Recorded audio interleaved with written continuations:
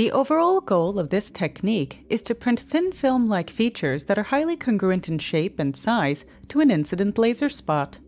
This additive manufacturing technique can print spanning interconnects, microbridges, and high aspect ratio structures. This is a direct write method based on laser-induced forward transfer, or lift. Unlike traditional lift, our process uses a high-viscosity silver nanopaste that minimizes any wetting interactions with the substrate. The main advantage of this technique is that it is a non-contact, nozzle-free process that can transfer shapes congruently with dimensions ranging from a few microns to over 100 microns.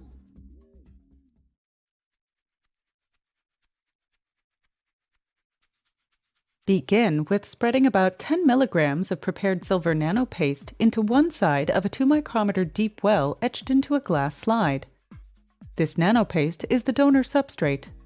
Next, using a metal blade, spread the paste into the well uniformly and without any thin spots.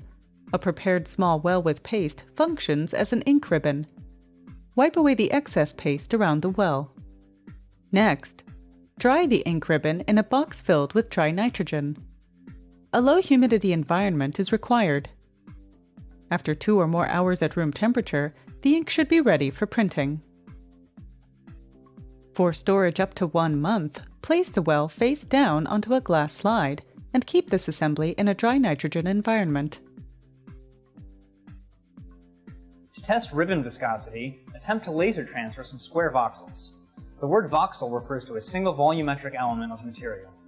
The square shape is selected because it serves as a good test for congruent laser transfer.